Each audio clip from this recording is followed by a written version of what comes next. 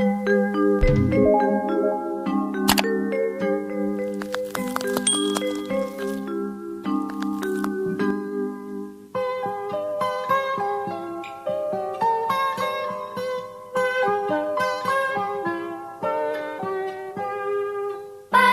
cerahku, matahari bersinar, ku gendong tas merahku di pundak.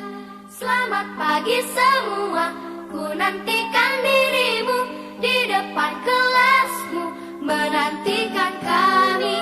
Guruku tersayang, guru tercinta, tanpamu apa jadinya aku? Tak bisa baca tulis, mengerti banyak hal, guruku, terima kasihku. Nyatanya diriku kadang buatmu marah, namun segala maaf kau berikan.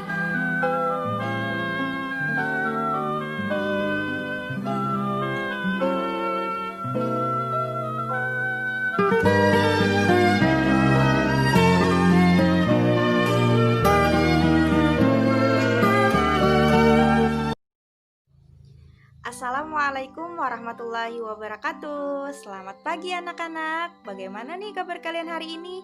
Ibu harap semoga kita semua dalam keadaan sehat walafiat dan selalu dalam lindungan oleh Allah Subhanahu wa taala. Amin ya rabbal alamin. Dan tentunya kalian juga tetap semangat belajarnya walaupun di rumah ya. Baik anak-anak, di sini Ibu akan melanjutkan pembelajaran yang selanjutnya. Nah, sebelumnya Ibu mau nanya nih, untuk minggu kemarin materinya apa ya? Masih ada yang ingat nggak nih? Iya, betul. Materinya yaitu tentang azan dan iqamah. Iya, pintar. Pembelajaran hari ini akan dilanjutkan dengan materi sholat fardu. Silahkan anak-anak buka buku fikihnya pada halaman 14. Materi yang akan dipelajari hari ini yang pertama, apa pengertian sholat, dan yang kedua, apa saja syarat sholat, dan yang ketiga, apa saja rukun sholat, dan yang keempat, apa saja sunah-sunah sholat. Silahkan anak-anak simak untuk penjelasan berikutnya. Yang pertama, pengertian sholat menurut bahasa adalah doa atau memohon. Sedangkan menurut istilah adalah bentuk ibadah kepada Allah Subhanahu wa taala yang terdiri perkataan dan perbuatan diawali dengan takbiratul ihram dan diakhiri dengan salam. Takbir yang artinya Allahu Akbar dan salam artinya Assalamualaikum. Kemudian syarat sholat. Syarat sholat adalah hal-hal yang harus dipenuhi sebelum melaksanakan sholat. Syarat sholat ada dua, yaitu syarat wajib sholat dan syarat sah sholat. Syarat wajib sholat adalah syarat yang harus dipenuhi seseorang sebelum sholat. Syarat wajib sholat ada tiga, yaitu diantaranya beragama Islam, balik, dan berakal sehat. Beragama Islam yang dimaksud di sini adalah orang yang tidak beragama Islam maka tidak diwajibkan sholat. Apabila dikerjakan maka sholatnya tidak sah dan tidak mendapatkan pahala dari Allah. Kemudian balik. Anak-anak tahu apa artinya balik? Ya, balik adalah sudah dewasa.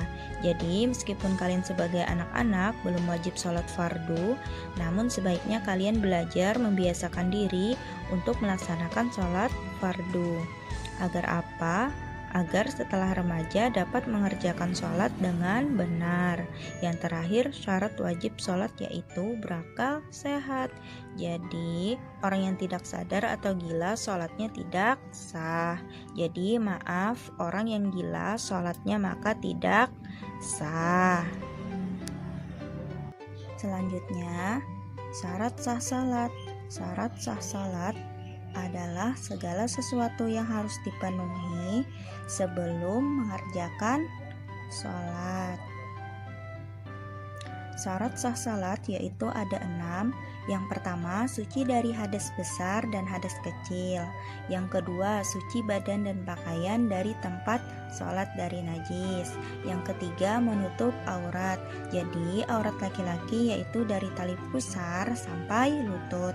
Sedangkan aurat perempuan itu seluruh tubuh kecuali wajah dan kedua telapak tangan. Kemudian yang keempat, sholat menghadap kiblat. Jadi kita sholat harus menghadap kiblat. Yang kelima, telah masuk waktu sholat. Jadi ketika kita mendengar suara azan, segeralah bersiap-siap melaksanakan sholat.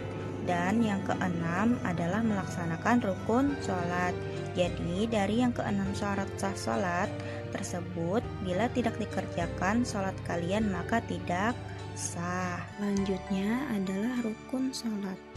Rukun sholat adalah segala sesuatu yang harus dilakukan atau dikerjakan dalam sholat. Jadi ibu ulangi lagi, rukun sholat adalah segala sesuatu yang harus dilakukan atau dikerjakan dalam sholat.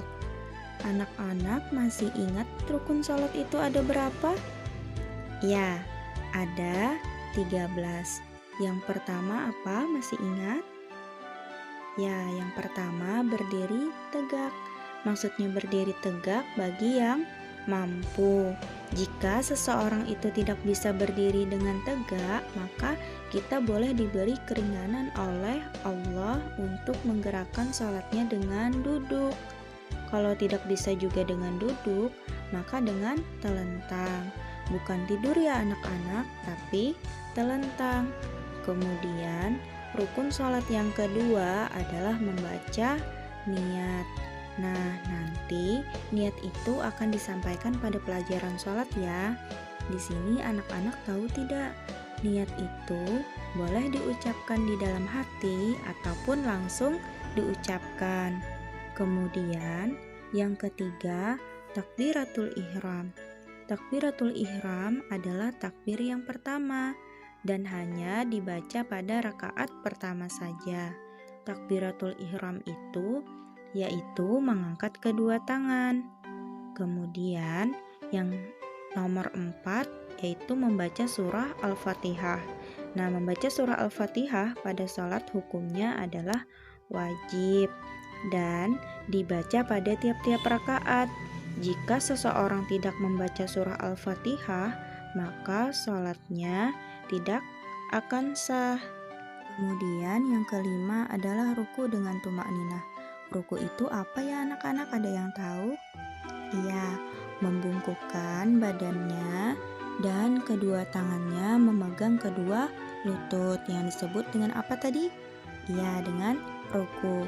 Kemudian tumakninah itu apa? Ya, tumakninah itu adalah berhenti sejenak. Jadi pada saat kita ruku, jangan terburu-buru ya anak-anak untuk bangun atau bangkit. Sejenak terlebih dahulu kita gunakan untuk membaca doa saat ruku tersebut. Gerakan selanjutnya yang keenam adalah i'tidal. Apa ya anak-anak i'tidal? Ya, i'tidal adalah gerakan berdiri atau bangun setelah ruku. Itu pun dilakukan juga jangan terburu-buru ya. Dilakukan dengan berhenti sejenak atau yang disebut dengan tumakninah. Nah, setelah i'tidal yang ketujuh sujud. Kakinya mengarah ke lantai, dahinya juga mengarah ke lantai. Maksudnya ke sajadah ya, tidak langsung ke lantai. Nah, jari-jarinya pun menekan ke lantai. Dan juga ingat gerakan tumakninah. Setelah sujud apa ya anak-anak? Ya, bangun tetapi posisinya masih duduk. Namanya yang ke-8 adalah duduk di antara dua sujud. Kenapa duduk di antara dua sujud? Karena setelah duduk ini kita akan sujud untuk yang kedua kalinya. Sujud, duduk di antara dua sujud, lalu duduk lagi. Makanya disebut dengan duduk di antara dua sujud. Ingat ya, jangan terburu-buru karena masih dengan tumakninah. Selanjutnya yang kesembilan, duduk tasyahud akhir. Duduknya agak miring ya anak-anak, seperti lihat yang ada di gambar contohnya. Selanjutnya yang ke-10, membaca tasyahud akhir pada waktu duduk di akhir. Kemudian yang ke-11, membaca sholawat atas Nabi Muhammad SAW pada duduk tasyahud akhir setelah membaca tasyahud. Setelah itu apa ya anak-anak? Nah, kita akhiri dengan mengucapkan salam dengan menoleh ke kanan dan ke kiri. Lalu selanjutnya yang ke-13, tertib. Apa ya maksudnya tertib? Ya, yaitu kita melaksanakan sholatnya secara terurut, tidak acak-acakan. Makanya ada aturannya. Makanya agar sholat kita diterima dan sah, kita harus memperhatikan apa yang menjadi syarat dan apa yang menjadi rukun dalam sholat tersebut. Adapun sunnah-sunnah sholat. Ketika melaksanakan sholat, ada hal-hal sunnah yang dianjurkan untuk dikerjakan.